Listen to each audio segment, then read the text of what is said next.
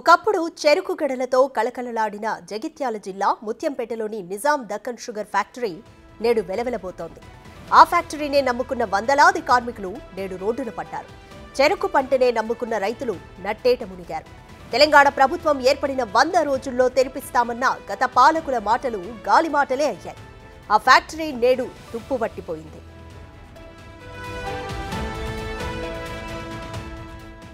తెలంగాణ ముఖ్యమంత్రి రేవంత్ రెడ్డి ఎన్నికల ప్రచారంలో భాగంగా మూసివేసిన ఫ్యాక్టరీని తెరిపించి రైతులను ఆదుకుంటామని ఇచ్చిన హామీని నెరవేరుస్తూ అధ్యయన కమిటీని ఏర్పాటు చేశారు.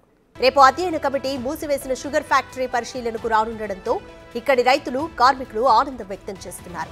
అధ్యయన కమిటీ పూర్తి నివేదికలు తీసుకుని ప్రభుత్వానికి రిపోర్ట్ సమర్పించనుంది. చక్కెర ఫ్యాక్టరీని తెరిపిస్తామనడం, దానికి తగ్గట్టుగానే ఇప్పుడు అధ్యయన కమిటీ వేయడంతో అటు రైతులు, ఇటు కార్మిక కుటుంబాలు ఆనందంతో ఉన్నాయి. త్వరితగతిన మూసివేసిన షుగర్ ఫ్యాక్టరీని తెరిపిస్తే సంతోషంగా జీవిస్తామంటున్నారు కార్మికులు.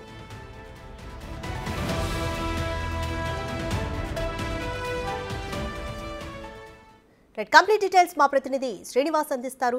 శ్రీనివాస్, ఎట్టకేలకు షుగర్ ఫ్యాక్టరీని రేవంత్ సర్కార్ తెరిపించబోతుంది. సో పూర్తిగా అధ్యయనం చేయబోతుంది. దీని పట్ల రైతులు కానీ కార్మిక కుటుంబాలు ఏమంటున్నాయి?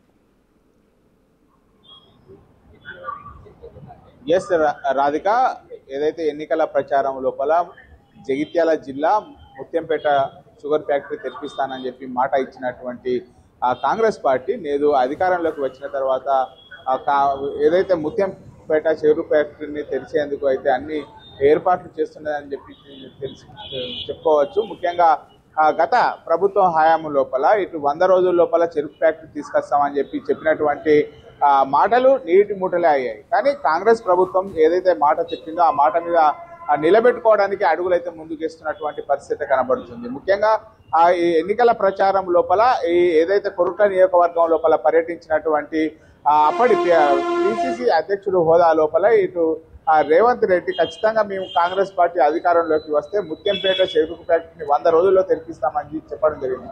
ఇప్పుడు కాంగ్రెస్ ప్రభుత్వం ఏర్పడి రాష్ట్రం లోపల కాంగ్రెస్ ప్రభుత్వం ఏర్పడిన తర్వాత ఖచ్చితంగా 100 రోజుల లోపల తెరిపిస్తానని చెప్పి ఏదైతే హామీ ఉన్నదో ఆ హామీని తెరిపించడానికి అయితే ఇటు ముందడుగు వేసినటువంటి పరిస్థితి కనబడుతుంది. ఇప్పటికే దీని పైన చెరుకు ఫ్యాక్టరీని తెరిపించడానికి ఒక అధ్యయన కమిటీ కూడా ఏర్పాటు చేయడం కూడా జరిగింది. ఇది లోపల ఇటు మంత్రి శ్రీధర్ బాబుతో పాటుగా ఎమ్మెల్సీ జీవన్ రెడ్డి వీళ్ళందరూ కూడా అధ్యయన కమిటీ లోపల ఈ చెరుకు ఫ్యాక్టరీకి సంబంధించినటువంటి ఏ పరిసరాల ప్రాంతాల ఎమ్మెల్యేలు అందరూ కూడా కమిటీ సభ్యులుగా ఉన్నటువంటి నేపథ్యం లోపల ఈ రోజు ముఖ్యంగా రేపు అక్కడికి అధ్యయన కమిటీ చేరుకోవడంతో ఈ రోజు చెరుకు ఫ్యాక్టరీకి సంబంధించి దాదాపుగా 10 సంవత్సరాల తర్వాత చెరుకు ఫ్యాక్టరీకి ఉన్నటువంటి తాళాలు తీసి లోపలికి వెళ్ళి దాన్ని శుభ్రం చేసినటువంటి సమయం లోపల ఇక్కడ ఉన్నటువంటి చెరుకు రైతులు అందరూ కూడా సంతోషం వ్యక్తం చేస్తున్నటువంటి పరిస్థితి కనబడుతుంది. ఏదైతే కాంగ్రెస్ ప్రభుత్వం హామీ ఇచ్చిందో మాట నిలబెట్టుకునేటువంటి ప్రభుత్వం కాంగ్రెస్ ప్రభుత్వము